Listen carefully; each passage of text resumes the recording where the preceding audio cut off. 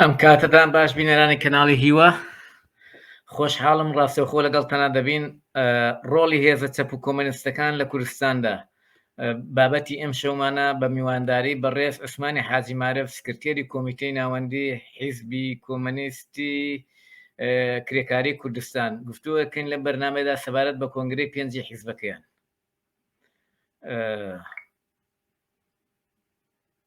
بەڵێ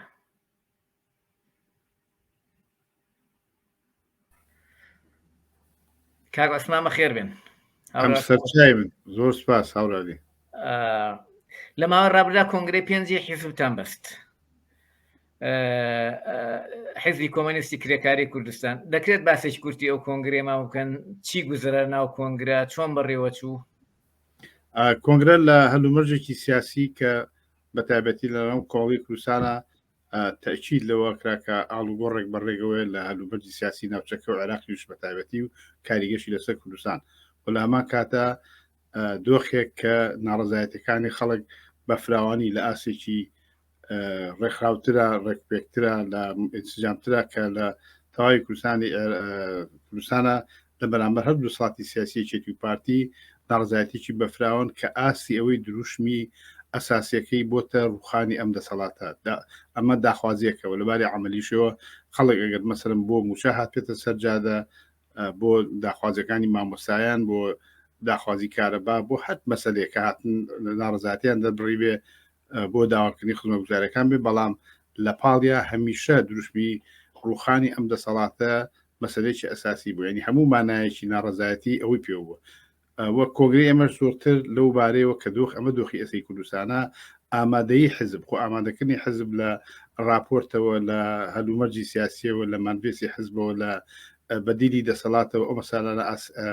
مەسەلە ئەساسیانەی کە پێویستە بۆی کە سەنەدی لەسەر کۆکرایەوە سەنەدی لەسەر نووسرا و لە کۆنگرای دەنگی پێیا تەکید لەسەرەوە کرا کە بۆ بەهێز خۆ ئامادەکردن بۆ بەهێزکردنی ئەو ناڕزایەتیانە، خۆ ئامادەکردن بۆ ڕاماڵینی دەسەڵاتی ئێستا، خۆ ئامادەکردن بۆ بەدیلێکی دەسەڵات لە بەرامبەر ئەمێکی ئێستا هەیە. ئەم تەواوی سەنەدەکان پاچێژێ بوون لەم بابەتە، تەواوی باسەکان لەناو کۆنگرە بەشداربووانی کۆنگرە هەتا بە میوانەکانیشەوە زۆر پێداگریان لەسەر ئەم مەسەلەی کرد و جۆرەکە ئەفوان پرسیارێک کۆنگرەکەتان کراوە یان داخراو بوو؟ چکە جارانیەوە کۆنگرەی کراوەتان دەبەست هەموو کەسێ دەیتوانی بەشداری بکات. ئەم جارە کۆنگرەکەتان کراوە یان داخراو بوو؟ نەداخراو بوو نەکراوە بوو، میوانی توانی بێت تا کەسێک تەڵەبی کرای توانی بێ، بەڵام بەمان ناوەی کە بیخەینە سەر سایت نا ئەومان نەکرد، ئەو کارەمان نەکرد، بەڵام شوێنەکەی دیاری کراو بوو بە پێویستان نەزانی بۆی کەەوە کارێ بوو کە کۆنگرەی بوو بە تایبەتی کۆنگرەکەمان دوا کەوت بوو چەند ساڵە بوو دۆخەت لەبەر دۆخی کۆرۆنا لەبەر دۆخی هەنێ مەسائلی تر کە تایبەت بوو بە ناوخۆی خۆمان پێویستمان نەزانی کە بڵێن کراوە بێ، بەڵام باسەکانی بڵاوەکەینەوە ئەوانی کە ئەنجام گیرانی کە لەو باسانە بەدەستگەیشتووە، ئەوانی کە بڕیایی لە سەیرەوە لە کۆنگرای هەمووی بڵاوکرێتەوە، وڵایش کراوە لەسەر سایتی حزب زۆربەی هەیە. لە ناو کۆنگرە چی شتێکی تازەتان نەبوو کە لە کۆنگرەی چواردا نەبوو بێت؟ یعنی شتی تازە چیتان پێ بوو؟ وەکو پێم وتی پاچێجێ بوو لە باسەکانی یا سەنەدەکانی بۆی کە خۆ ئامادەکردن بۆ ئەو ئاڵوگۆڕانی کە بەڕێگەوەی بۆ ئەو دۆخە سیاسی کە ناڕزایەتیانی کە خەڵگەیە هەنگاوی چوونە پێشەوە ئامادەکردنی حزب بۆ هەلومەرجێکی سیاسی کە وەکو بەدیلی دەسەڵات دەرکەوێت. وەکو یعنی لە کۆنگرەی پێشی داوت ئەوانتان تەرح نەکرد بوو؟ تەرح جایە و باری عملێکی جایە لەبارەی مەسەن هەموو وەختێک ئێمە خۆمانەکو بەدی دەسا تەرحکەین، ئەوە شتێکی بەڵگەنەویسە، بەڵام ئەوەی کە لەباری واقع ئێوە وعملەن هەلومەرجێکی سیاسی لەبارە مەسن لە کۆنگری چوارە ئەو ناڕزاتیانی ئێستا لە کۆنگری چوارە نەبوو بەم شێوەی ئێستا، بەم فراوانی ئێستای، بەم دروشمانی کە ئێستا هەیەی، بۆ ڕادیکالەتی کە ئێستا هەیەی، مەسەرم دەورانێکە ناڕزایەتی بوو بێ، مەسەرەن هێزی ئیسلامی دەوریتیا بووە، گۆڕان دەوریتیا بووە، وەکە دەخالەتی ئەحزابی تری دەخیلتر کە مەسەرەن بە زۆرتر لەژێر ئاسۆی ناسیۆنالیستی و ئیسلامی سیاسی کاریگەری هەرچەند ناڕزایەتەکان لەگەر داخۆزەکانشان بەرهەق بووێ بەس هێزە سیاسەکانی تر توانیانە بەکاری بێنەوە ڕۆڵیان نەماوە لە بزنەوە جەماوەریانەیە زۆر کاڵ بۆتەوە، مەسەن ناڕزایەتەکان سربەخۆترن، ڕادیکالترن، پێشڕوترن و ڕێکخراوترن و مەسەلەن بڵین هەتا ڕابەرانی ئەو ناڕزایەتیانش جێگەڕێکی خۆیان هەیە و کەسانێکن کە ئەناسرێنەوە کەسانێکن کە دەوری ئیجابین و دوورن لە ئاسوی ناسیۆنالیستی و ئاسوی ئیسلامی سیاسی ناپەیوەستن بە دەوری ئەو ڕێکخراوانەی کە لە هەمان چوارچێوەی دەسڵاتی سیاسیا ئێستا کارەکەن. کاک عوسمان هاوڕە عوسمان 5 کۆنگرێ سکرتێری حیزبە لە کارەکانی خۆت ڕازی بوویت؟ لە ئەندامانی کۆنگرە پرسی لە ئەندامانی کۆمیتە ناوەندی پرسی ناتووەکو خۆت ئەگەر هەڵسەنگاندنێ بۆ کارەکانی خۆت بکەیت لە ماوەی ڕابردوودا لەوەی کە هێشتنەوەی حزب دۆر بینن لە حیزب مانەوەی حزب ڕاگرتنی حزب ڕاگرنی اختلافاتەکانی حزب لەو بارەی من توانیمە بەڵام بوون لە ماوەی کۆنگرەی 4 و کۆنگرەی 5 لە ئەندامگیریە لە جەماوەریە لە ڕێکخراوەیە چی شتێکی تازە و سەرکەوتوتان هەبوو سەری پێشم تاواکمە ئەوشی بۆ جوابێمەوە ئەوەی کە من و کۆکو ئەڵێم لە ڕاگرتنی وەزی حزب لە ڕاگرتنی تەشکیلاتی حزب لە ڕاگرتنی ئۆرگانەکانی حزب لە ڕاگرتنی ڕابەری حزب بە هەموو اختلافات و بۆچنەوەکە هەبێ لەو بارەوە ڕازیم بەڵام لەو بارەوەی کە حزب لەناو کۆمەلگا لەناو کۆمەلگا باتە پێشەوە ئەوە نەک من کولی ڕابەری حزب بەرپرسین پێکەوە لەسەری کە ئەو جێگە و ڕێگەی کە حزب لە مقابلی دەسەڵاتی سیاسی ئێستاە لە مقابلی یا لە بەرامبەر ناڕزایەتەکانی ئێستایا لە پەیوەند بەڕێخستنی هەر بزوتنەوەی کرێکاریەوە نامنەوە کەم و کوڕێکەوە بێ هەڵبێن هەمیشە بێ هەڵبێن پڕیکەینەوە بەڵام لە نێوان هەندوو کۆنگریان شقاقێکتان کرد لە ناوخۆتان جیابوونەوە وەکو شقاقی سین ئێمە نەبووین حزبی عێراق بوو فەرقی چییە کۆنگری خۆی کۆنگری خۆوانێ ئەدامی خۆی و سەرکرداتی خۆی و سەرکرداتی خۆوانێ ینی بەرپرس لەناو حزبی کۆمەتی کرایی گوزانە ئەوانەی دەچوون لە حیزبی کۆمەنیستی کرێکاری کوردستانە ئەندام نەبوون ئەندام بوون واسی هەیە لاقی بۆ نێوازیانە ناو لە حزب هۆکاری چی بۆ ئەنجیابوونەوە بەشێکی بێ ئومێدیە بەشێکی بۆ چوونی جیاوازە بەشێکی لەوەیە کە ڕێگەیشکە بۆ خۆی هەڵبژێرێ بەشێکی لەوەیە کە ژیانێکی تر بۆ خۆی هەڵ هەرکەس بە جۆرێ هەرکەس وینێکی هەیە بەڵامەوەی کە شتێکی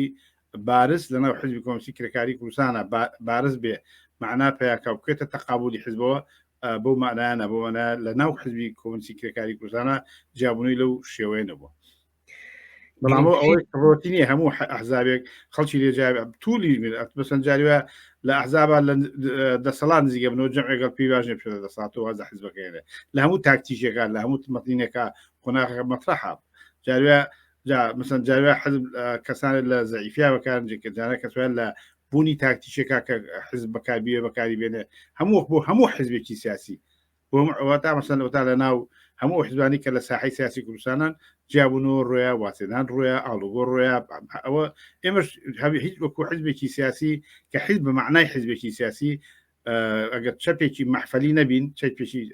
ئەزانیتون ئەوانەی کە محفەلین ئەوانەی کە سەرە ناوە بەسەرێکەوە لەسەر ئایدۆلۆژیە ڕێکەوتون ئەوانە هەڕگە 20 ساڵ وەکو ڤایرۆسی هەر بوونە بنەوە دەرەکەونەوە دەرەکەونەوە بەڵام حزبی سیاسی هەڵبەت حزبی سیاسی حزبێکی زیندووە لێ زیاکە لێ کەمەکە هەتا متڕحین شقاقشتیان ڕوو ئەوانە شتێکی طبیعین لەوان هەردوو کۆنگرەیە لێتان زیادی کردیان لێتان کەمی کرد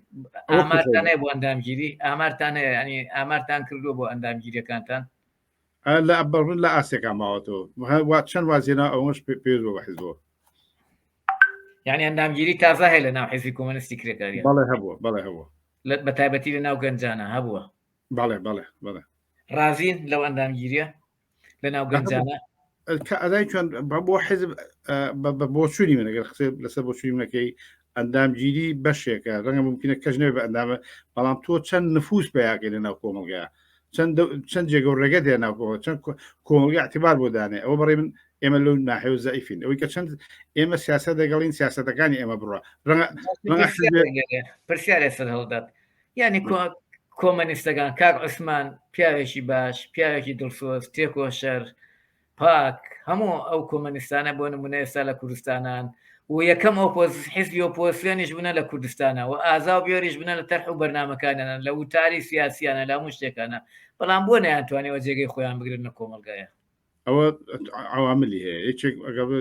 باسەکەمان بێتە سەرەوەی لەسەرەوەانە قسە بکەین یەکەم شدەوەیە کە هەلومەرجی سیاسی کوردستان ئەحزابی ناسیۆنالیز یا ئیدەی ناسیۆنالیز زۆرە زاڵە لە کوردستانە ئەنی بەسەڵ بڵیم بۆن هەنێ شوێنێ ڕەنگە مەسەن فەزای ئیسلامی تێزاڵی بەڵام حتا ئیسلامیەکان ناتوان لە کوردستانە ئەو دۆرە بینن فەزای ناسیۆنالیستی لە تەواوی کوردستانە لە هەموو شوێنێکە هیچ کاتێکیش بەقەت ئێستا ناسیۆنالیزم حیای نەچوە لە کوردستانە ئەوە وەکوی حزبەکانی وەکو ڕابەرەکانی وەکو بنەماڵەکانی بەڵام ناسیۆنالیزم فراوانترە لەوەی کە یەکێتی و پارتی و چەند حزبێکی تربێ بەس حزبی ئێستا هەرچەند مخالفین لەگەڵیان لەگە ئامان بە هەمان چاوی یەکێتی و پارتی و حزبەکانی کەەوە سیرەکەین بەڵام نفوز و خۆشەویستی خۆی هەیە لەوە کە حزبێکی ناسیۆنالیستیە ئەنی خەڵک بە هەر جۆرێک بە هەر جۆرەوەی کە زوڵمێک لە زوڵ مەسلەی کێشەیەکی نەتەوایەتی لە ناوچەیەەکە هەیە ئەوە ڕەجی داکتاوە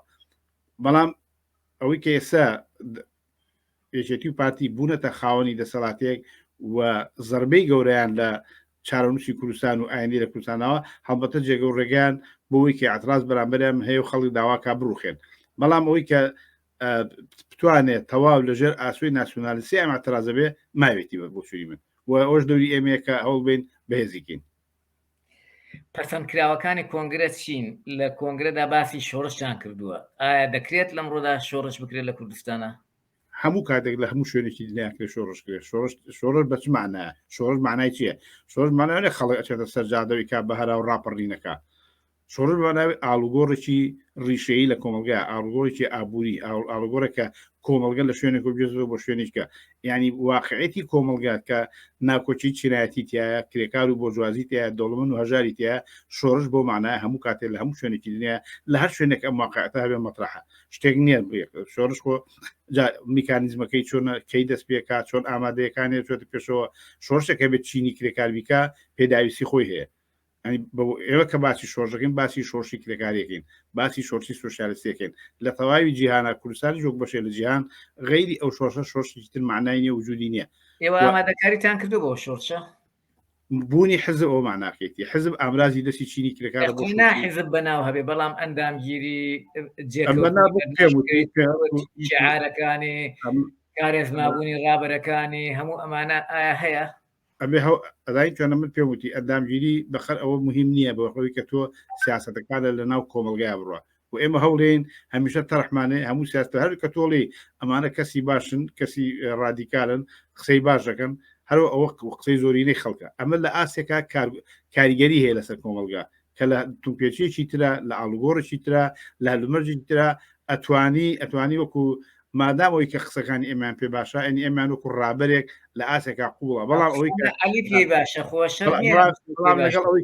ئەزام لەگەڵەوەی کە ئایندەی سیاسی ئایندەی کۆمەڵە بەنە دەست ئێمە ئەوە کاری ئەوێ وە بێمە کۆمەلگەیە کە پڕچەکە بە ئەفکاری ناسیۆنالیزم پڕچەکە بە دەور و کاریگەری ناسیۆنالیزم و بەڕادەیەکیش بەڕادێکی کەمەکە ئیسلامی سیاسی ئەمە واقعەتێکە کاری ئێ بووی کێمە ئەو لە ئەو ئاسوەیە بڕێوێنینەوە ئەو بۆ چوونە لە زەینی خەڵکە لە کاریگەری لەسەر ژیانی خەڵک و دەوی لەسەر موقعەتێکە کوردستان هەیەی ئەبێ ئەمە ئاڵوگۆڕ بێت کێشەیەک لە کوردستانە بێ کێشەیە جواب بێتەوە ئەبێ کێشەیە حەل بکرێت بەرحاڵ قەزموویە کە ئێمە کارمان زۆر لە بەردەمایە بۆ ئەوی کە بتوانین بینە ئامرازی دەستی چینی کرەکان بۆ شۆڕشی سۆشیالیستی ئەمە هەوڵی ئێمێ ممکنە سەرکەین ممکنە سەرج نەکەین چەندها ئەحزابی کۆمونیستی لە جیهانە هەوڵیاندا و سەر نەکەوتون ئەنی شتێک بەڵام ئێمە تا لە ژیان نبین تاوی کە ماوی تاوی کە جەمع دەستماخسوود دەست یەکتری جەمع ڕابری بزوتنەی کۆمنجی کرێکاریەکەین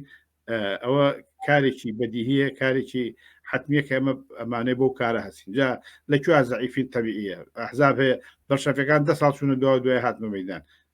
یەکێتی نیشتمانی پارتی خستیان لە ئێران و چەند ساڵ لە ئێرانەمان و دوای لە فرسەیەکە هاتنەوە پشتیوانێکی جیانی لە پشتیانە بۆ هاتنەوە چێک بێ بەس فرسەتە لە لە پشتوە نییە ممکن بۆ فرسەتە ئەو فرسەتە نەخڵقێ هەر مەسەن پارتی بێ لە پشتیوانی پشتیوانی جیهانیشی نەما ڕیسواژ بوو مەسەرە بڵین جۆرێک تووشی هەرسێنانیش بوو بەڵام دوای هەڵسای و هاتو ناو ساحیسە جا بە پشتیوانی بێ بەشتێ بێ بەرحاڵ ڕێمەش ئێمەش ئەگەر لە شوێنێ لە هەلومەرجێکی سیاسیە لە فرسەتێکە کە هاتە پێشەوە هەروی کە تەواجودمان هەیە هەروی کە بوونمان هەیە هەروی کە قیادەیەکی مستەجمی هەیە ڕووی کە چەپ کۆمەنیسی کەشە لە ساحی سیاسی هەر ئێمە خۆر ئێمە کۆمەنیست نین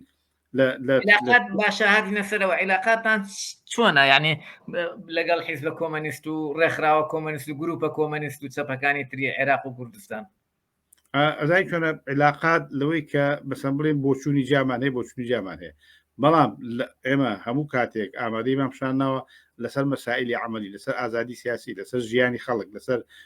خزمەت گوزارەکان بۆ خەڵک لەسەر هەر پێداویسێ بۆ خەڵک ئامادەی کە شەریکین و دەوریشمان بینیوە و کۆبوونۆشمان کردو لەگەڵ ئەو ڕێکخراوی ئەو ڕێکخراوانی کە چەپن چەندی هەتا لەگەڵ حزب شوعیشا کە ئێمە زۆر جار بەچکە نایخێنە ڕێزی چەپەوە بەڵام کۆبوونەوەمان کرد لەسەر بەشداریکردن هەوڵدان بۆ ڕابریکردنی ئەو ناڕزایەتیانی کە خەڵک بۆ خواستەکانی خۆیان دیکەن خەڵک بۆ ئازادیکە خەڵک بۆ خزمەتگوزاریکە خەڵک بۆ موچەیکە دەمەیە لەم مینانەیە کۆبوونەوەی مشتەرەکمان بووە و لیژنەی مشتەرەکمان بووە کارمان کردو لەسەری ئەگەر ناخەنە چەپەوە ئەیان خەنە چۆوە حیزبیشی بۆ نمونە بەشێکە لە ئەفکاری ناسیۆنالیستی کە لە کوردستانە هەیە باشە ئەی لەگە گروپ و چەپەکانی ترە پێم لەوتی کۆبوونەوەمان کردووە دانیشتمان کردووە کاری مشتەرەکمان کردووە بۆ بەردەوامیشین یعنی ئێستا کار عوسمان ئەوەندەی خەڵک لە ناوم حیزبانەیە زیاتر لە دەروەوەی ئەم حیزبانێت چی هەوڵێکە دەن بۆی ئەوانەی کە باوەڕی چەپ و کۆمەنیستی و مارکسی و ئەمانیان هەیە چەندێکە هەوڵتاندا بۆی ئەمانە کۆبکەنەوە ئەوە زای چۆنە بەڕێ من سیاست ئەتوانێت کوی کاتەوە بۆی کە دانیشین و مناقەشە بکەین ڕەنگە لەسەر خاڵێک کە عملی بێ اتفاقین بەڵام لەسەر بەرنامە و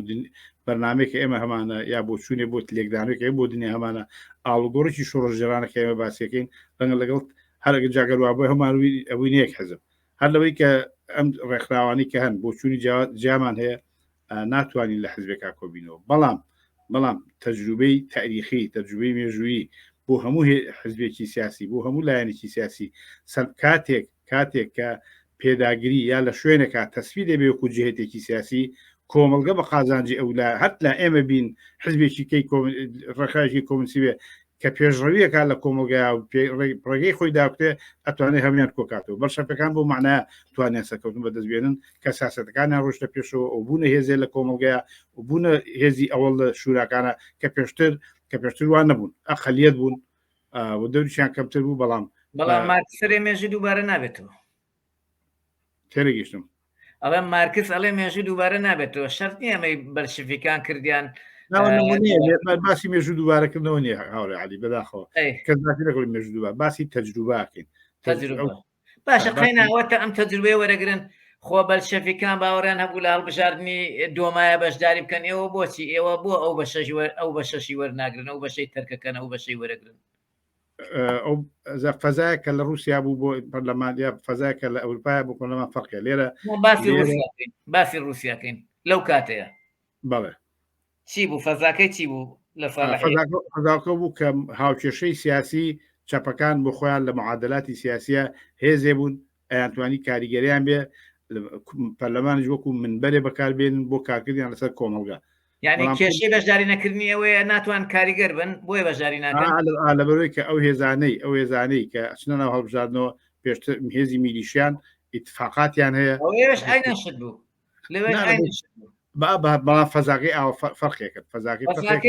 باوەڕ کرد لە وەختی شۆڕش لە وەختی دۆمایە بەرشفگان بەشداریان کردووە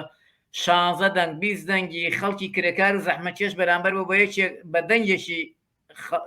عینەکان خانەدانەکان کەچی هەر بەشداریان کردو هەر دەنگیان هێناوەوە هەر بەشداریان کردووە ئێوە بۆچی ئەم ئالەتەی خەبات تەرکەکەن ئێستا حیزبی کۆمەنیستی کرێکاری ئەندامێکی لە پەرلەمانە ئەبایە چی بکردایەت وەک ئەڵێت چ مشکلەیەکی بنایەتەوە کردەوە نقصی سوالەکەی تۆرە چاتۆی ئەگەر ئەندا پەرلەمانێکی بواە چیە کرد من من ئەزانم چی ئەکرد بەڵام دەنگی خۆی بگەیاندا لە هەموو ڕێستێکی وایە تو ناتێت جوابمەوە جوابگرە با جوابمەوە ئازایی چۆنێنی ئەمە پەرلەمانی ئەمە کاریکاتۆرە ئەمە هیچ دەورێکی نییە هیچ جێگەورەگەیەکی نییە ناتوە هیچ نەخشێکی لە کۆمەلگایە نییە بە سەرۆکی پەرلەمانەوە بە جێگرەکانیەوە بە ئەندامەکانیەوە هەموو شتێک نەخشی بۆ کێشتاوە هەموو شتێک دانراوە هێزی میلیشیان هێزی پاشکۆی وڵاتانی ترن عێراق وەزعی ناجێگیری سیاسی هەیە وڵاتێکی مستەقر نییە هەم عێراق هەم کوردستان زۆنی سەوز هەیە زۆنی زەرد هەیە ناوچەی دەسەڵاتی مختلف هەیە حکوومەتی تیان نییە لە بەغا هێزەکان بەش بوون هەر هێزی منطقەیەکی بەدەستوێ هەر هێزی هەتا لە بەغا جەماعەتی سەدر منطقەی جەماعەتی سەد بەسقەیەوێ المهم ینی پێکهێنانی حکومت لە عێراقا شتێک نییە ئەمری واقع ینی ئەحزابی میلیشیا کۆنتڕۆلی کردووە بەسەر اقتصادا بەسەر چاڵە نەوتەکانە بەسەر ناوچەی نفوزی خۆیان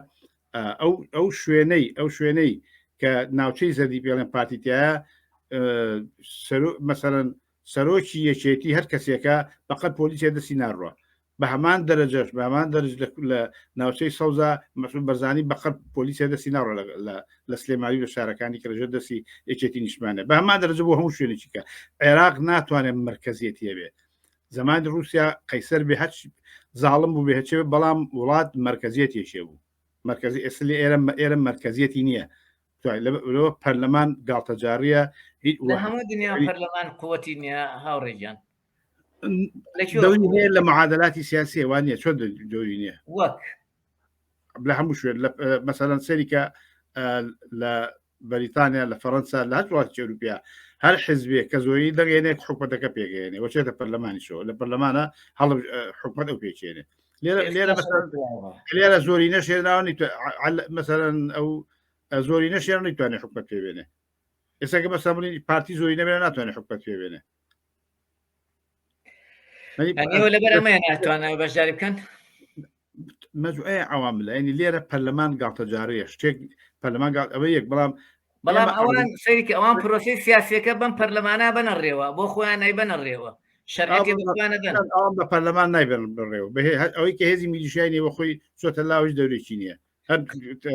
هەر کارتۆنێکە لەو ناوە خەینا ئەوەی کە شەرعەتیان پێدا پەرلەمانەکە ئەسلی مەسەلە باش پێڵم ئێمە باسی شۆڕشی کۆمەڵاتیەکەین شۆڕشی کۆمەڵاتی لە ڕێی پەرلەمانەوە نابێ هیچ پەرلەی شوێنێکی دنیا بەڵام کۆمونیستەکان لە هاوکێشەی سیاسیە ئەگەر بزانن لە شوێنێکە وەکو منبەرێکی سیاسی بۆ ئەوە چنە پەرلەمانەوە بۆ ئەو ناشنە پەرلەمانەوە ئاڵوگۆڕ لە دەسەڵاتە بکرد ئاڵوگۆڕ لە دەسەڵاتە لە ناو وڵاتانی سەرمایه‌دار لە ڕێی پەرلەمانەوە نابێ هەموو پەرلەمانی دنیا ئەگەر بزانن کۆمونیستەکان بەدەنگان بیەنە سەر حکم و دەسەڵاتی بۆ جوازی لابن پەرلەمان حەلەکەن پەرلەمان نامێنێ بەڵام ئەو زمینەیە دروست دەبە بەڵام کۆمونیستەکان ئەتوانن پەرلەمان وەکو منبەرێکی سیاسی بۆ بۆی کە قسەیان بگا من لە ئەو قسەیەکە تۆڵی ئەندامێ بێ دوو ئەندامێ فقط بۆی کە ئاعترازی خۆی ئۆپۆزیۆنی خۆی قسەی خۆی بگەێنێ بە کۆمەڵگە وەکو منبەرێک بەڵاوەی کە تۆ توێت لە پەرلەمانە شت بکەی پەرلەمانە هیچ ناکرێت و ئێستا وجودی کۆمونیستە لە ناو پەرلەمانە هیچ دەورێکینە لە کوردستانە واتە لە بەغاشە کۆمونیست بێتە ناو پەرلەمانەوە ئاسان ناچارێکم بۆی کە زوو واز بێنێ گەورەتی مشکلشی بۆ دروستکە بەس قەینا دەتوانم بڵێم لە 40 ساڵ 50 ساڵی ڕابردوودا ئەم نەو ئاشۆرچەی کە ئێوە باسیەکەن لەکوێ سەری هەڵداوە لەکوێ هاتەتە پێشەوە ئەزای چۆنە تۆ یەک واقعوەرە تۆ بخێن لە چۆڕیاڵ هیچ شوێنەکە ڕووینەوە بەڵام بەپێی مەفاهیمی مارکسی بەپێی مەسائلی مادەی مێژووی واقعەتی کۆمەڵگە ئەبێ ئاڵوک چۆن کۆمەڵگەیە لە دەربگاتەوە بۆ بە سەرماداری کۆمەڵگە لە سەرمادار بێ بە سۆشیالیزم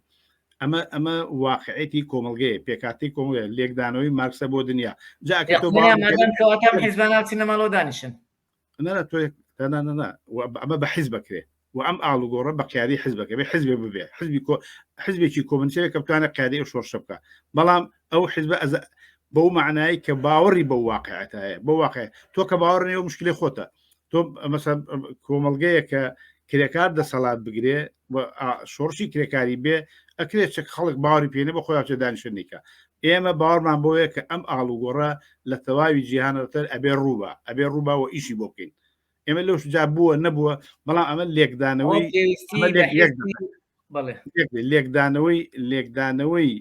لێکدانەوەی قانونی حرەکەی کۆمەڵگەیە قانونی حرەکەی کۆمەڵگە بەرەو ئەوە بێ بڕوە بەڵام بەچی لەباری پراتیکیەوە بێ حیزبێکە بێ قیادی و کاکە بێتە ئامرازی دەستی چینی کرەکار بۆ ئەو شۆڕش ئەمری واقعە شۆڕش بەڵام هاوڕێجان ئەوە حیزبی عەمەلی دەوێت نەک حیزبی ئەمەل مژتم پرا لەباری عملیەوە لەباری پراتیکەوە باسی ئەمەلم نەکرد ئەخۆ جاروا هەیە تۆ تاکتیکیتە بەر بۆ نمونە ئێستا سەری ئەحزابی ئەمریکای لاتین و ئەوانە بکە زۆر گروپ و زیاتر لە 400-500 حیزبی تێدایە بەڵام ئەو حیزبانەی کە زیاتر ئەمەلین ئەوانن کە لەگەڵ وەسع لەگە بارودۆخە ئەڕۆنە ڕێوە ئەوان خۆیەکێتی پارش لەگەڵ واقع ڕۆنە پێشەوە بەڵام واقع بۆچی واقع چمانایەکێت تۆ تێ بڵێ چی کابرا دیفاع لە کۆمەلگەی سەرمایه‌دارەکە دیفاع لە دەوڵەمەنەکە خۆ دیفاع لە فەقیرۆژەر ناکە دیفاع لە کۆتایی بە کۆمەلگەی سەرمایه‌داری ناکە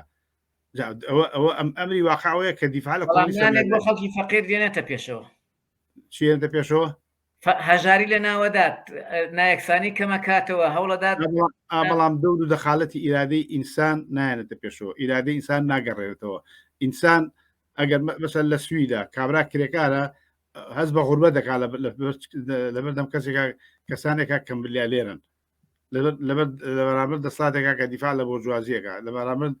هەلومەرجێکە کە ناکۆچی چینایەتی بە ئاشکرا دیارە باس لە کۆتایی هێنان بە ناکۆچی چینایەتیە کۆتایی بە هەژاری ئەوانە ئەوە بەشێکە ئەوە هەنگایەکە بۆی کە بچێ بگابەوە ممکنە حزبێ بۆ خۆی ئەڵێ دیفاع لە کرێکارەکەم دیفاع لە هەژارەکەم ئوجور زیاکە شت زیاکە بوشە ممکنە شتیوا بێ بەڵام واقعەتی کۆمەلگەی سەرمایه‌داری ئەهێڵێتەوە کە کۆمۆنیستەکان فەرقیان لەگەڵ هەموو ئەحزابی ترێکا کە ئیدعای فەقیر و هەژاری بکەن دیفاع لەوەکەن ئەوەیە کە ئەبێ ئەو کۆمەلگەیە هەڵوەشێتەوە ئەو کۆمەلگەی کە لەسەر لە پەیوەندی نێوان هۆکانی بەرەمهێنان مالیکێتی هۆکانی مڵکایەتی بۆ هۆکانی بەرهێنان لەگەڵ کاری بکرێ ئەم دوانە کۆمەڵی سەرمایه‌داران پێگەنەوە ئەبێ ئەمە هەڵوەشێتەوە ئەمە کاری عملی ئەمە حزبی سیاسی ئەوێ حزبی ئایدۆلۆژی نایە مش لەگەڵ تا حزبێکە بێت لە مەیدانە بێ و ئەمەش بە شۆڕژەکرێ بە پەرلەمان ناکرێ هیچ پەرلەمانە لە دنیا ئەگە پەرلەمان ئەحزابی بۆژوازی جێبەجێ کراوە هاوڕێیان سوالەکە وڵاتێکە لە هیچ لە مێژووە لە ڕابردووە هیچ جێبەجێ کراوە ئەمە وەکو شۆڕشەکە بووە بەڵامەوەی کە بتوانێت بیکا بە سۆشیالیستی نەبووە تەجروبەی کۆمەنی پاریس هەیە تەجروبەی شۆڕشی ئۆکتۆبەر هەیە بەڵامەوەی کە نەگەیشتۆ بە نەتیجە بەحسێکی ترە لە کۆمۆنەی پاریسە هیچ شتێک زیاتر لەوە نەکراوە ئەمڕۆ لە شیلی و لە فەنزوێلا و نازانام لە کێو ئەکرێت هیچ لەوە زیاتر نەکراوە کەمتر کراوە شۆڕش بووە بەڵام شۆڕ ئەوەی فەڕەنسا شۆڕش بووە ئەوەی رووسیا شۆڕش بووە ئاڵو بەڵام ئەوەی کە نەگەیشتۆ بە نەتیجە تەناقوزاتی بۆ ئامادەیەکانی باش نەبووە بەحسێکی درە هەمووی ڕخنە هەیە لەسەری و قسە هەیە لەسەری و وەکو ئەزمونی هەمووی کتێب هەیە لەسەری توانی بچی بتابەکەی کە مشکلەکانی چییە هاوڕێ عوسمان پرۆژەتان چییە بۆ گۆڕانکاری لە داهاتووی کوردستان و عێراق ئێمە ئەو مادوێسی هینمان هەیە مادوێسی حزب بۆ ئاڵوگۆڕی شۆڕە جێرانە و ئەمە لە کۆنگرای پەسەندکراوە لە کۆنگری چوارە پەسەندکراوە ئاڵوگۆڕێکی کەی تیاکرا بە پێی ئەو ئاڵوگۆڕانی کە لە کۆنگری کوردستانە هاتوۆتە پێشەوە ئەوەیە کە ئێمە واقعەتی کوردستان واقعەتی کۆمەلگەیەکی سەرمایه‌داریە و فقط لە باری زاتی و کرێکار ئامادەنیە ئینا هەلومەرجی مەوزوعی بۆ ئەوەی کە شۆڕشی کرێکاری تابێ کوردستان وەکو هەموو کوردستان و عێراق وەکو هەموو وڵاتانی دنیا گیانێلەوە بەڵام ئەمە عوایقی لە بەردەمایەتی گرێگۆ لە بەردەمایەتی مەسەن لەوانە بوونی ئەم دەسەڵاتێکی سیاسی ناسیۆنالیست کە خەڵکی بەبارمتە گرتووە و جۆرێک کە ئایندی کوردستان تیا معلوم نییە چیە لەژێر ماوەیە لە ژێر نۆفلایزۆنی ئەمریکایە ئێستا لە پەیوەند بە ئەمریکا و ئێران و مەجموعەیە هێزی سیاسین کە وەزعی کوردستانیان بە هەڵواستایی ڕاگرتووە نە حکومەتی هەیە بەشکەوە ناوهێن هێزی میلیشیا تەواجودی هەیە هێزی میلیشیا ئیداری کۆمەلگاکە هێزی میلیشیا کە تاڵان و بڕۆی بێ ئەم جۆرە لە دەسەڵات ئەم جۆرە لە دەسەڵات کۆتایی پێمدرێت بە هەڵسانی خەڵک بە ناڕزایەتی جەماوەری وەکو لە قسەکانی ئەو وڵاتم ناڕزایەتی جەماوەری لە خواستەکانیان ڕایانگەیانەوە کە ئەم دەسەڵاتە ئەبێ بڕوە ئەمە خواستە ئەمە قسەی من نییە ئەمە فەلسفەیەک نییە من دای ڕێژم و ئایدۆلۆژیەک نیم بێنە پێشۆ بڵێم ئەبێم دەسەڵاتە بڕوە ئەمە واقعەتی خواسی خەڵکە و ئەم واقعەتە بێت جواب بێتەوە و هەر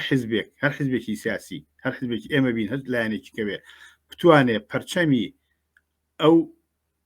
داخوازی خەڵک بگرێت دەست خۆی بک بە خاوەنی ئەو حیزباچێتە پێشەوە و ئەتوانێت ڕێخەری ئەو ناڕزایەتێ بکە کۆتایی بەم دەسەڵاتە بێنێ و ئێمە خۆمان بۆ ئاماداکەین ئەوەی کە لە کۆنگرای باسکراوە بەجیا لەوەی مانڤێسی ئێمە باسی شۆڕشی کۆمەڵایەتی شۆڕشی کرێکارێکە بەڵام لە هەمان کاتە هەنگاوی یەکەم بۆ ئەو شۆڕشە جواببانەوەی ئەو خواستی خەڵکە بۆ کۆتایانە بەدەسانی دروستکردنی فەزایەکی مولائیم بۆ ئەوەی کە ئەو قڵشتە چینایەتی کە لە کۆمەلگای هەیە بۆ ئەوەی کە کرێکار دەسەڵاتی کرێکار بێتە مەدان شۆژی کرێکاری بێ ئەبێ جوابگۆی ئەم هەلومەرجی ئێستا ئەمە هەنگاوی یەکەمە بۆ شۆڕشە یاخود بەمعنایە تعبیرشکە شۆڕشی بەردەوامە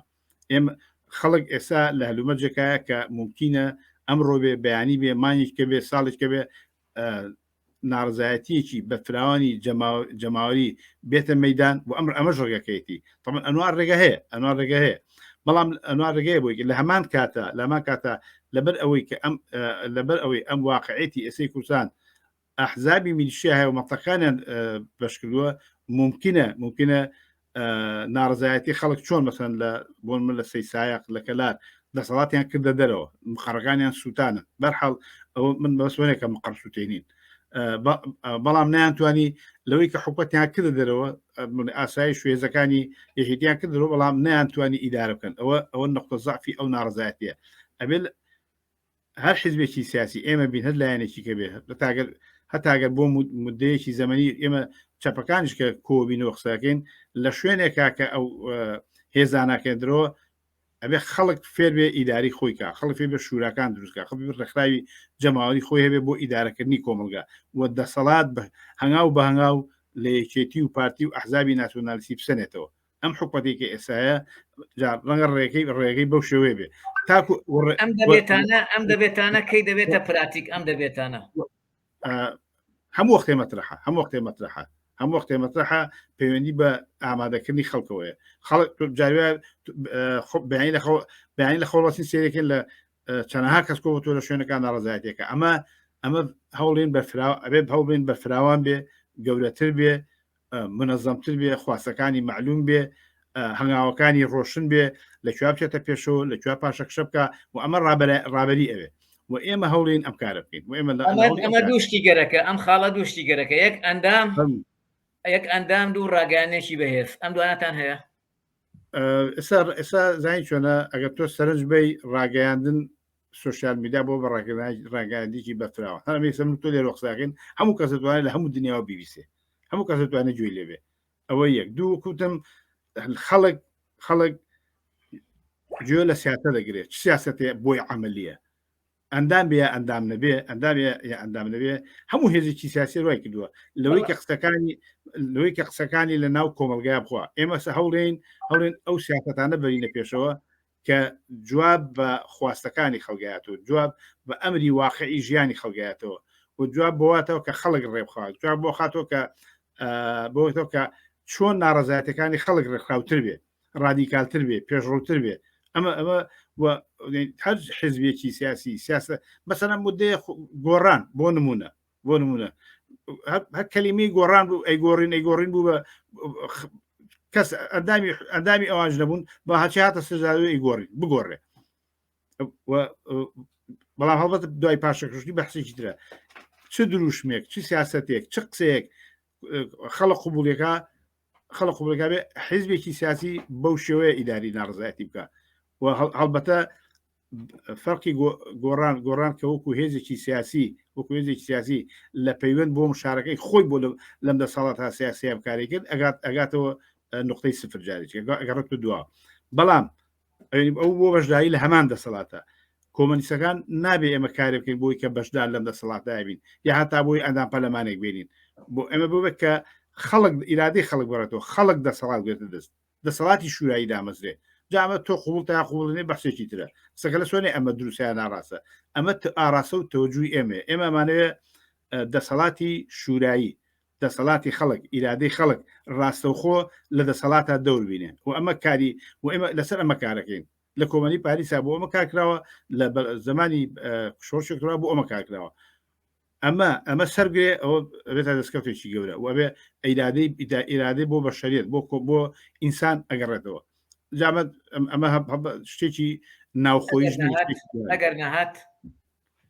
ئێتە دنیا وێرانە بێ سەرمایهداری منێت سەرمایهداری منێتەوە سەرمایهدار ئەو خۆ زایی چۆنە تۆ حسابی کە چەند ساڵ هەر سەرمایهداریە چەندین چەند 200,000 ساڵ کۆمەڵگەی بەندایەتی بوو هەڕ عسمان وەک ئەڵێ بۆرجواسی کوردی یان ئێستا بۆرجواسی لە تەواوی جیهانە تاکتیکێکی ترش تاکتیکی ئەم پۆپۆلیزمەیە دیارە پۆپۆلیزم مێژوێکی کۆنی هەیە بەڵام ئێستا زیاتر برەوی پەیدا کردەوە لە کۆمەڵگەی کوردستانیش ئێستا زیاتر ئەنی دێت پۆپۆلیست کابرای پۆپۆلیست بیر و باوەڕێتر ئاینی بیان ناسیۆنالیستی بێت شتێک پۆپۆلیستی ڕاستگرا شیعارەدا شیعارەکان لە شیعارەکانی توتونترا باسی یەکسانیە کات لەوەی تۆ زیاترە هەر ئەڵێ بە قڕان جیاوازیان نەبێت کۆمەلگایەکی خەیاڵی دروستەکات کە لە ئەرزی واقعیز نیە و خەڵکانێکن دواکەوتون لە ڕووی سیاسیەوە نەزانن لە ڕووی زانیاریەوە دواکەوتون ڕەچین کۆنەپەرستن بەڵام لەمان کاتیژا دەتوانن سەرنجی خەڵکە بۆ لای خۆیان ڕاکێشن ئێوە هەڵوێستان چیە لەسەر ئەمانە لەسەر ئەم بزوتنەوەیە کە زۆر مەترسیدارە لەبەرەوەی دێت بە شعارەکانی تۆ باسی یەکسانێکە بە شعارەکانی تۆ باسی دادپەروەری کۆمەڵایەتێکە بەڵام ئەوەی کە بەلایەوە گرنگ نەبێت دادپەروەری کۆمەڵایەتی و یەکسانی ئابووری ئەمانەیە بەڵێ نمونەی بێت تۆ ئەوەی کردووە هەر ئێستا لە کوردستانە خۆ ئێستا شافار باسی یەکسانێک کارێ خەڵکی نەوەرن گەنجەکان هەمووتان باسی یەکسانی ناکە باسی ئەگە سەریکەی ئەو یەک دقە با من نمونە بێم لە تەلەڤیزیۆنەکەی خۆیەوە خەڵک کۆ دەخۆ کاتەوە چۆن دەوڵەمەند بن وەرن وەکو منتان لێبێ وەکو من نەکڵێ وەرە چۆن فێرتانەکەم چۆن دەوڵەمە بن کەواتە ئەو ئەو پێی وایە هەموو کەس بێت دەوڵەمەند بێ کارەزاوی لاسایکردنەوەی بەرنمێکە کە ترام لە ئەمریکا کردێتی پێشەوەی بێتەوە ئەو هاتوو باسی دەوڵەمەند بوونەکە باسی پێی وایە بێ هەموو کەس دەوڵەمەند بێ واقع ئامە ئەڵێ هەمووتان وەک منتان لێبێ نا طبعا پارەی هەمووی دنیا بێنی وەکو ئەوی لێ نایەت بەس بەرحاڵ هەڵوێستان چیە لەسەر پۆپۆلیزم یعنی ئێستا لە تۆڕە کۆمەڵایەتەکان خەڵکێکی زۆر هەیە چۆنە بەسەرەن ئەشکالی هەیە خۆ بەسەر هەر بەسەر بەشێکە لە زمنی دنیای بۆ جوازی ناچێت بەشێکە لەو دنیاە کە مثلەن بەناوی چاکسازی بەناوی بەردایی لە پەرلەمان ئاڵوگۆر دەساتە لە ڕێی پەرلەمانەوە بەڵام ناڵێک کۆمەڵگەی یەکسا دروستەکەم ئەو هەیە چۆن ئیسلامێک زەکادەیە باسی زەکات دەکات دەوڵەمەند بیا بە فەقیر ئەم جۆرەکە یارمەتی خەڵک ئەمیش خۆ سەرکە گۆڕان باسی دادپەروەری کۆمەڵایەتێ کرد کۆمەڵایەتێکە ئەزانی چۆن باسکردنی یەکسانی باسکردی دەورای دادپەروەری کۆمەڵایەتی لەگەڵ دروست بوونای واقعا فەرقەکەیان چییە یەکسانی بە شۆڕشی کرێکاریە بێ یەکسانی بە قسە نابێ یەکسانی بۆی کە من حزبی من جێبەجێکان نابێ هیچ حزبێ ناتوانێت یەکسانی جێبەجێکە مۆڵامە هەیە پێویستی بە مۆڵامە هەیە پێویستە بگا بە هەموو خەڵک هەرۆ تا لە قسەی من لە ڕائینەکەی تۆ لە بەرنامەکەی تۆڵێن یعنی مەبەستمەوەیە ئیش بکرێت لە ناو کۆمەلگادا بۆ ئەم ئەوە ئیشێمێ ئیشێومان ئیشی تۆشە ئێمەشە ئەگەر باوەڕمان بە شۆڕشی کرێکاری هەبێ شاسوار و وا بکرێت لە کۆمەلگای ئەم دروشمە بری قەدەرانە کاڵ بکرێتەوە ئەوەی کە پۆپۆلیستەکان ناتوانێتی دنیا هەیەوانە هەرە بووە هەموو دنیا لە هیچ زمانێکاوکو ئێستا بەهێز نەبوون نەک لە کوردستان لە هەموو دنیاە بۆچی لە ئەفریقا لە ئەمریکای جنوبیش لەم بابەتە هەیە هەرکە بە جۆرە باسی هەژارەکە باسێواکە بەڵامەوە بەشێکە لە زایچۆن لە بەشێکە لە کێشمەکێشی جەناحێک باڵێک لە بۆژوازی کە بە شێوەی خۆی ئێوە سەرمایهداری بێڵێتەوە بە شێوەی خۆی ئێوە کۆمەلگەی سەرمایهداری ڕاگرێ بە شێوەی خۆی ئێوە دەوڵەمەندەکان ڕاگرێ ئەویش نازانم تۆ چەند پێڵی پۆپۆلیزەوە بەخشێکی ترە پۆپۆلیسەکان ئەزانانی چۆنە چینەکانەکەن بە یەک جیاوازی چینەکان نبینێ شاسوات جیاوازی چینەکان نبینێ وانە بەڵام پێی وایە ئەتوانێ ئەوەش چی پێ خۆکردنەچای خەڵکە هەموو کەس دەتوانێت دەوڵەمەند بێ بەڵام باسی ناکات ئەبینێ بەڵام باسی ناکات بەڵام هەموو کەس دەوڵەمەند دەبێت ئەو ئەچێتە بڕۆ عەقلی چێوە لە هیچ شوێنێکی دنیا شوێڕونە هەموو کەس دەوڵەمەند بێ هەموو کەس وەک ئەوی لێبێت هەموو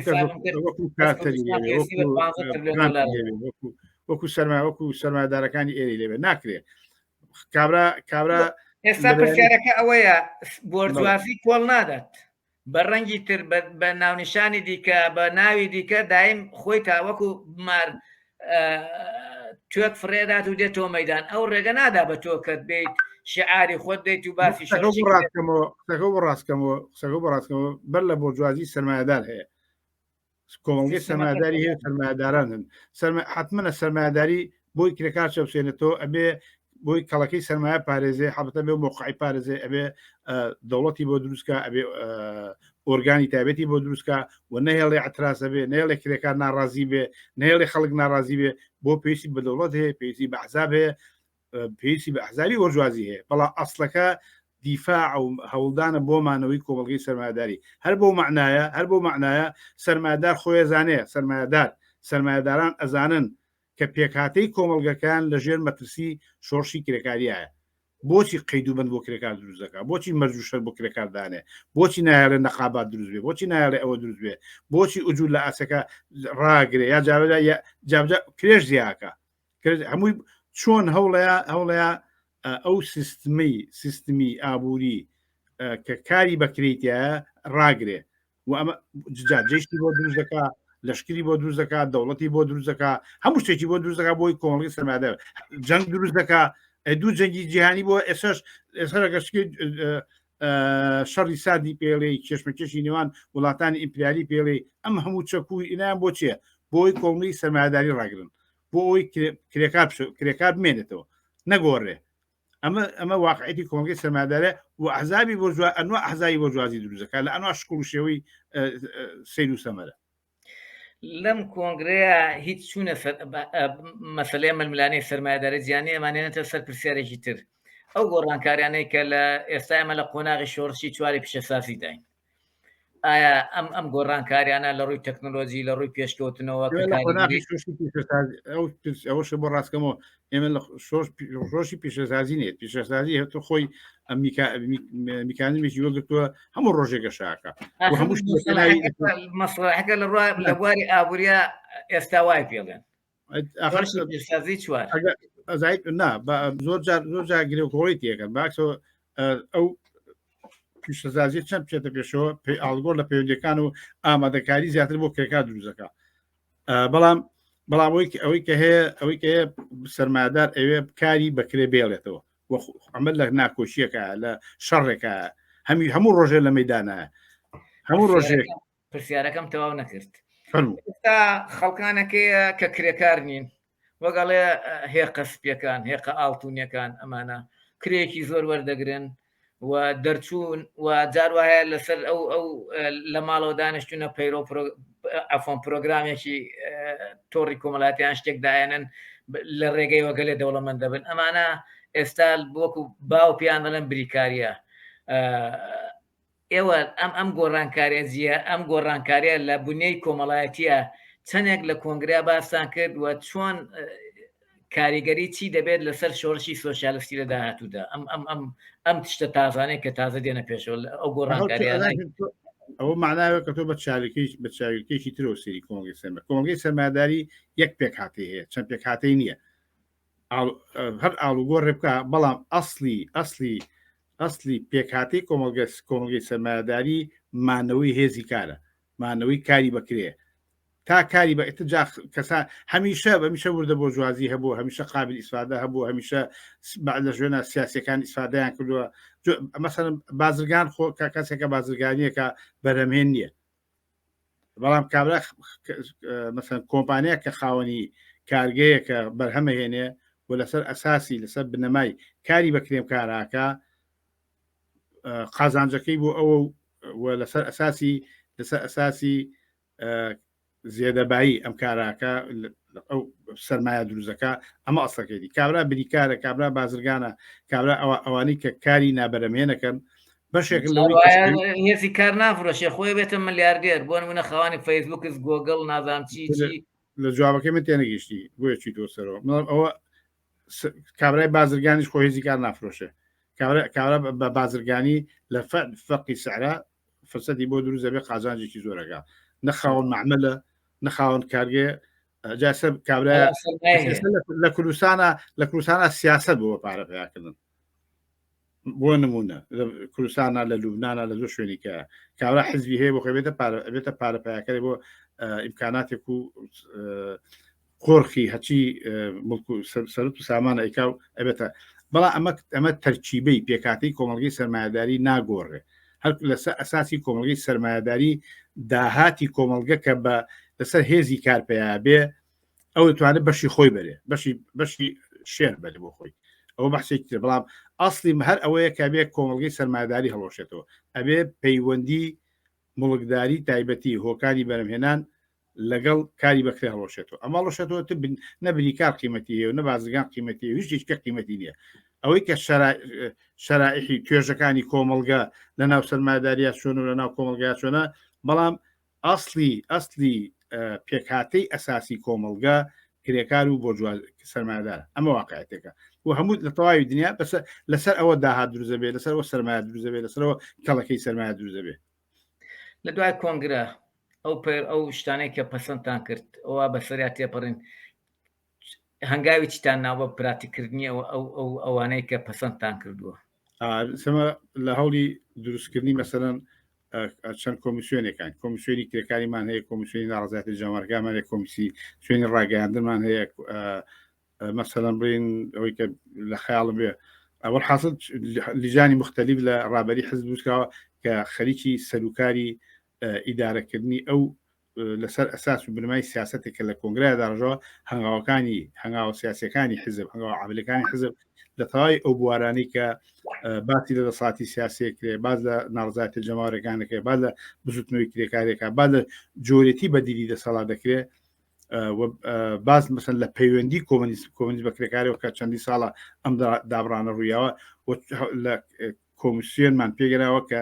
چۆن لەو مەدانانەیە هەنگاو بەنگا بچینە پێشەوە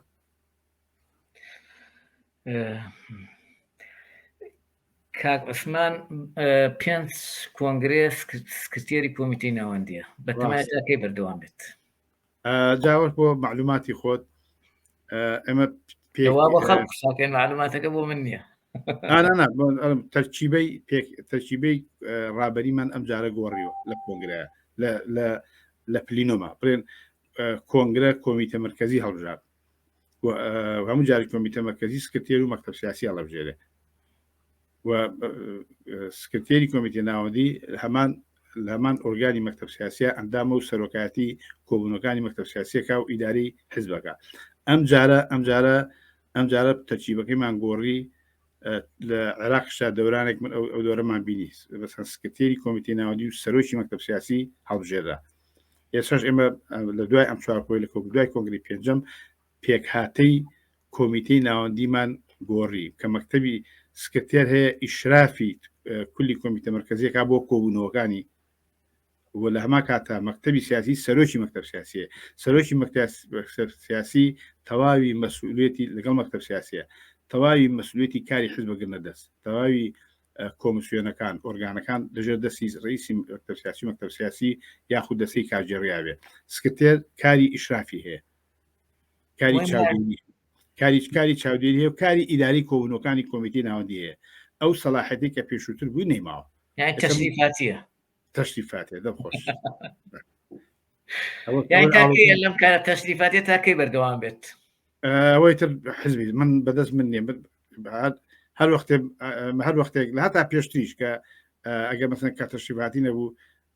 بەپێی تەڵەبی ئەوەی کە حزب داوای کردووە من ئەو کارم کردووە هەمیش پێم خۆشە کەسی کە ئەرشی من کەم بێتەوە کەسی کەسکە تێرێکە بکە هاوڕێ عوسمان قسەیەکی هەیە ڕوو لە خەڵک یعنی لە پەیامی کۆنگرە بێت بۆ خەڵک لێرەوە ئەو ناڕەزایەتیاری خەڵک کە من لە پێش کۆنگرە و لە باتایە بەتایبەتی لە ساڵی ئەواخری ساڵی پارە ناڕزایەتیشی بەفراوانی خەڵک ئەوەی کە من ئیشارم پێە کە ئەسڵەکەی بۆ داواکردنی کۆتایی هێنانە بە دەسەڵاتە بە هەمومان بە خەڵک لە خلاری مخابلی تۆ لە خلاری هەموو بەحث و قینیچێمەوە داوام وەیە کە ئەم ناڕزایەتیانە بەرفراوان بێ و ئاگامان لە یەکتری بێ لە دەور و دەخالەتی خەڵک بۆ هێنانە مەیدانی جەماوەێکی بەفراوان بۆ پێکێنانی دەسەڵاتی سیاسی کە دەور و دەخالەتی ڕاستەخۆی خەڵکی تیاابێ لەسەر ئەمە کارکەین وێمە داوامانوێت کە بانگوازی خەڵکم پەیوەندی بە ئێمە بکەن بە شخصی منەوە بکەن بە ئەندامانی مەکتەب سیاسی بکەن بە چەپەکانەوە بکەن و بتوانین کە ئەم ناڕەزایەتیانە ڕێکخراوتر ڕۆشنتر دروشمی واقعی و معلوم لامان کاتە دوورکەوتنەوە لە ئاسوی ناسیۆنالیستی و ئاسوی ئیسلامی سیاسی و بە جۆرێک کە خەڵک ئیرادە بکە خۆی دەوری هەبێ و لە هەر شوێنێکە بۆیە گونجێ ئەم دەسەڵاتە بکاتە دەرەوە و خۆی ئیداری ئەو ناوچێ بکە هەنگاو بە هەنگاو بڕاتە پێشەوە تاکو بە هەموو کوردستان بتوانن و بە هاوبەشی لەگەڵ ناڕزایەتەکانی عێراقا ئەم واقعەتی عێراق و کوردستان ئاڵوگۆڕێکی جدی و ڕوشەیی پێ بکەین وەمە ئەمە بانگوازی منە ئەوەمە و ئێمە حزبی ئێمە ئامادەیە بۆم ئاڵوگۆڕە وت مەطرحی کردو لە کۆنگرەکەیە و ئەمانەیە ئەو کارە بینە پێشەوە بەڵام پێویستی بە هەلومەرجێکە کە خەڵک ئامادە بێ ڕێکخراو بێ و ئێمە هەوڵێن بۆ ڕێکخراوکردنی خەڵک ئێمە بەشێ خەڵک مەسەن ئامادە بێ بۆ ناڕزایەتەکانی و لە کاتی خۆیان لە وەختی پێویستە ئەو ناڕزایەتیانە بە جۆرێک نەوێت کە زەربە بخوا و لە شوێنێکیشا لە شوێنێکا کە خەڵک زەرباوێ بتوانێت دەستی پێوە بگرێ بتوانێت ئیداری کۆمەڵکە لەو شوێنە بۆ سوپاسدانەکەم ئەی پەیامی هاوڕە عوسمان چییە بۆ چەپەکان دەرەوەی حیزبی کۆمۆنیستی کرێکاریش بە هەمان ئەو نەخشە و کاری کە ئێستا ئێمە باسیەکەین بۆ کۆمەڵگە ڕوو بە کۆمەڵگە بۆ بەرژەوەندی کۆمەڵگە بۆ قازانجی کۆمەڵگە بۆ قازانجی کرێکار و زەحمەکێش هیوادارم هەموو دەستخینە دەستیەک و بەیەکەوە و کارە بکەین. سپاس بۆ هاوڕێ عوسمان حاجی مارف سکرتێری کۆمیتەی ناوەندی حیزبی کۆمۆنیستی کرێکاری کوردستان بۆ بەشداریکردن لە بەرنامەکەمان سپاس بۆ ئێوەش کە بینەرمان بە هیوایدار لە بەرنمەیەکی دیکەدا و ئێستاش بەشی دووەمی بەرنامەکانمان درێژەی پێدرێت زۆر سپاس. زۆر سپاس.